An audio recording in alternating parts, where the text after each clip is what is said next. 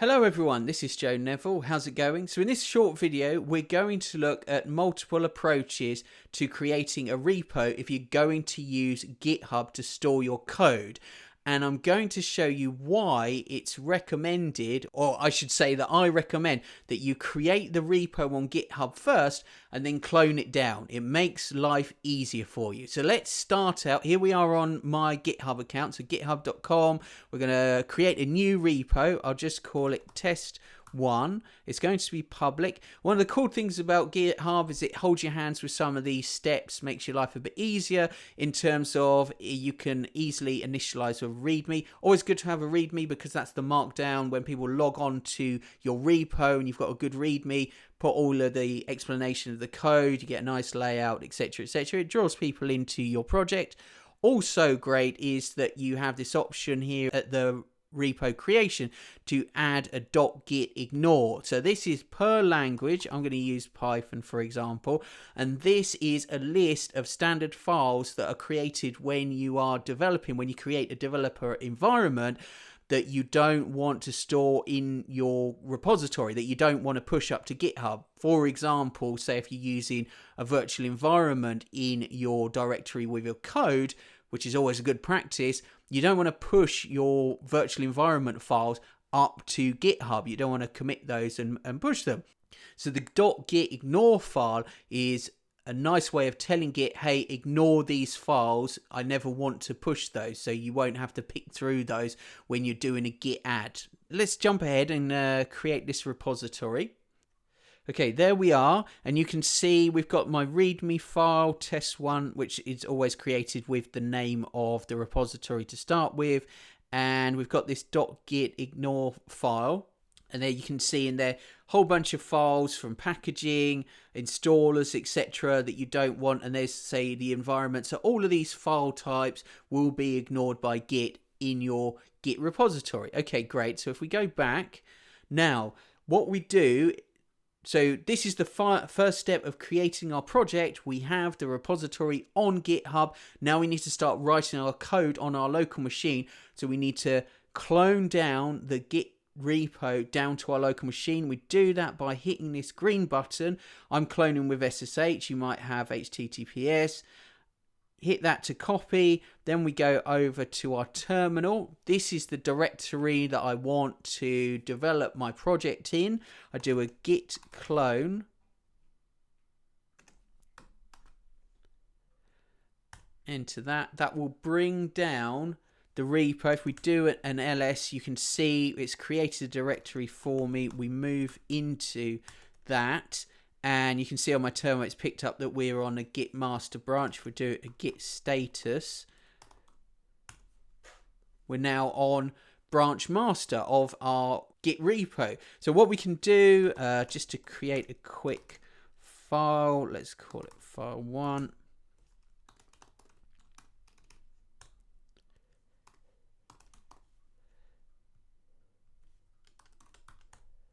Save that, we'll do a Git status. You can see we've got an untracked file. So the standard workflow is that we add our file, we do a commit message. Always write good commit messages, unlike I'm doing here. And then if you look at the Git status, you can see we're ahead. So what we want to do then is we want to store our commit up on GitHub. The way that we do that is with a Git Push. Okay, so now it's up there. If we go over to GitHub, you can see there we've got my file. Okay, so we've got a couple of commits and we've got my file up there. Now, how did my local directory know where to put the files when I did a Git push? Well, that's through the Git Remote. So if you enter that command, you'll see a remote, but what you really need to do to get the information is do a -v, and that shows you the URL of the remote. So by default the remote's called origin, right? And that was created, so there you can see for the fetch and the push.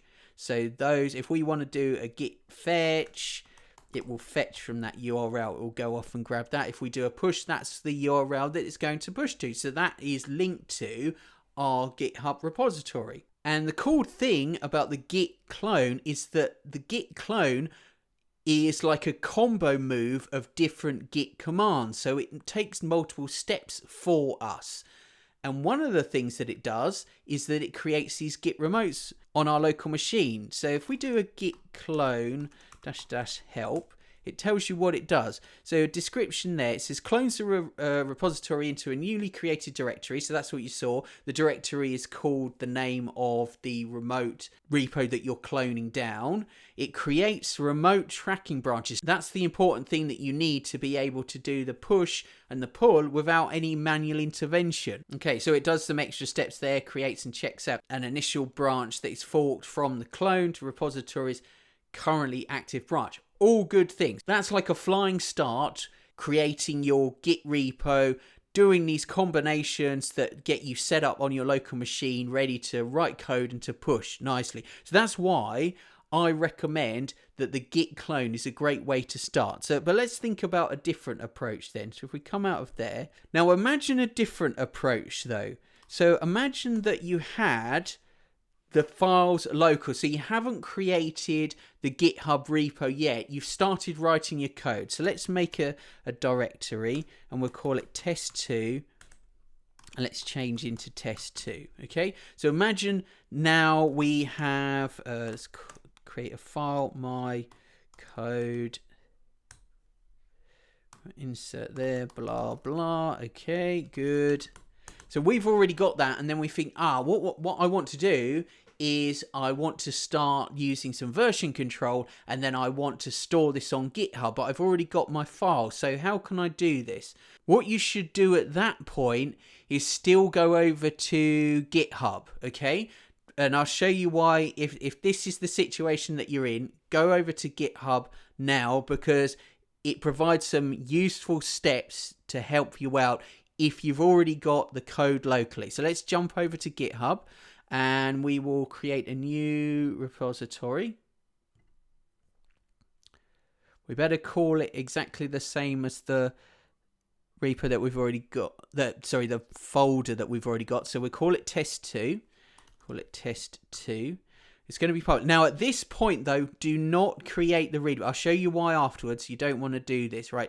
Don't create the readme. Don't add the git ignore. Just create a blank repo to start with. Just hit create the repository there. Off it goes and creates it. Now, if you create a blank repository, it gives you these helpful hints about what you can do. Okay, so as mentioned to start with, it's always good to have a readme and on your project. And so what this is giving you is you can just copy this and it's telling you the steps. And if you look through the steps, okay, it's doing create a readme for the name of the repository.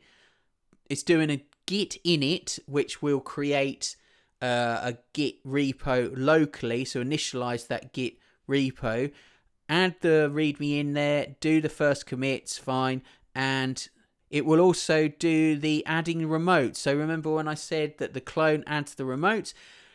That's what's so great about the clone, is because you don't have to do these extra steps.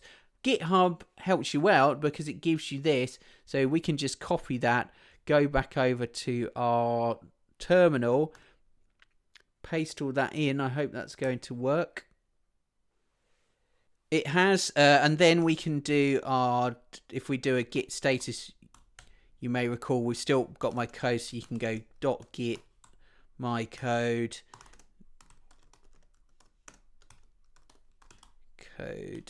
commit, and at this stage you can do a git push. And why can you do the git push? Because you've put in the remote, but you did that manually here.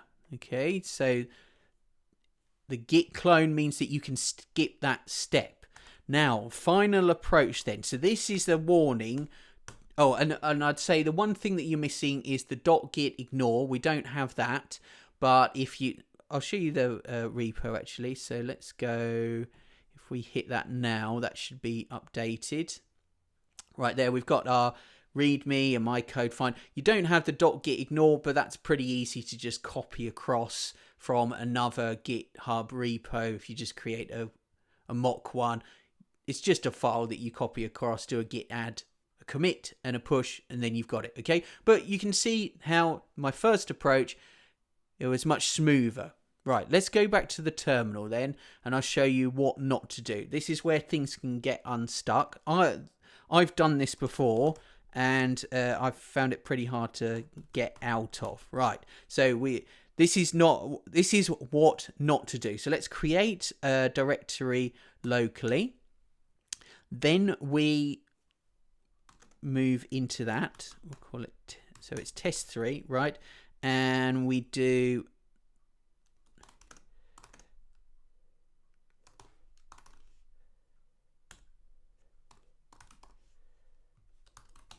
create our file. So this is our code. Right. Now we can skip some of those steps, so we can do the get init, git add, git commit. Oh, hang on. Right.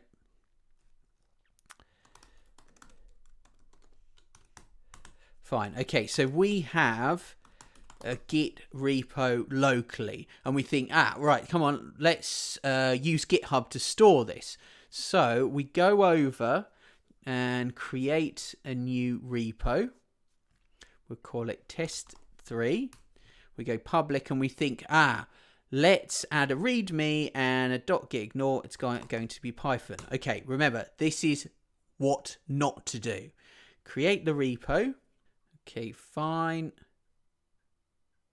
As you saw, it doesn't give you those steps. It goes straight into your repository. So you don't get those nice helpful hints about creating the Git init, adding the readme, and the Git remotes that you can copy down. It jumps straight into your repository here, because this is kind of a halfway house between the different approaches. Right, so if we go back to our terminal, what we can do, I should grab that. Let's grab that, right? So we can manually add the remotes. Like I know how to do that. So if we because, you know, if we do a git push, we've got nowhere to push it to, right? So let's do a git remote is add, and the default is origin. So we'll call it origin. We add that in, right? So that is, we've got our git repository locally, we've got the repo up on GitHub with the readme and the .gitignore. That's fine. We can jump in. We don't need to do the clone. We can do the git remote add. Fine. And this is where a little bit of knowledge can be dangerous, right? So at this point, why don't we try a git push? Okay, so current branch master has no upstream branch. So what we can do, git push origin master. Right, it's saying it doesn't like that. Okay, it's rejected. It says fetch first. Failed to push some refs. Updates were rejected because the remote contains work that you do not have locally. So that was, remember the point I said about this is what not to do. So we've got a readme and we've got that .gitignore that's up on our GitHub repository, and we're trying to push to it. So it's given us a hint. You may want to integrate the changes first. So what we need to do is a git pull before pushing again. So that makes sense. So what we need to do is we need to pull down the readme .gitignore, and then we can push up to it. Right, so let's go ahead and do that. Git pull. No tracking information. Right, so we have to be more specific again. So git pull origin master.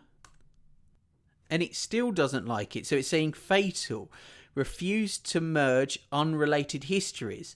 So this is the problem. It will not allow us to merge these two repositories, the one on GitHub and the one that we've got locally, because they've got completely different histories. They were created as separate entities, and we've added files to the GitHub repo with the readme, and we've added files locally, and now we're hitting this fatal problem. You can get around it, but like I said, this is the kind of thing that you really, especially as a before I type in, but you really want to avoid this kind of thing with Git if you're a beginner, because Git is difficult enough without having all of these problems. So the way to solve this is to force the two repos to merge with unrelated histories, right? So the command is git pull origin master. I had to look this up on, I think it was Stack Overflow. It came in, I got the answer from. So it's -- allow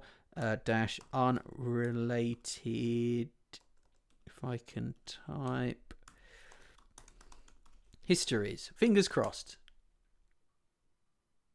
Okay, so it's trying to merge the two branches. It gives us, it's like a commit message here that we have to enter. I'm just going to stick with, well, it's not like, it is actually a commit message that it tells you have to fill out. I'm just going to leave it as the default. So we can quit and save out of that. Fine. And then that's allowed us, the merge is made by recursive strategy. You're starting getting into some more advanced bits of Git here. If we do a Git status, we're on the branch master, it's clean, ref log. Okay, so now you've got the pull and the merge was made by a recursive strategy. So we've got multiple commits going in there. And now what we need to do is do our push. Okay, so that's gone up. If we look on GitHub, now you can see we've got my file up, is up there. So we're all synced and we're ready to go on our local machine, developing and pushing up to GitHub. Fine. But I hope you found this useful. I hope you can realize that actually, if you, especially as a beginner, if you're starting out with GitHub, much better create the repo up on GitHub, take advantage of the tools that they give you, the automatically generated Readme, the .git ignore, clone that down. It creates the remotes for you, creates a directory so you can get writing code and pushing up to GitHub, doing the important things rather than messing around and having to search online for all of these Git error messages that you find. Just to finish then, the thing not to do is if you've got a Git repo that you've created locally and committed to, don't create a GitHub repo and add files to it at the creation like a README file, because then you'll have two different histories to your Git repositories and you'll find it hard. Well, you know, you have to use this allow unrelated histories command to merge the two. Much easier to keep it clean, clone down, then start writing your code. Okay, so I hope you found that useful. I know it's kind of a difficult topic. I hope I've explained it well enough. Thanks very much for watching. My name is Joe Neville, and goodbye.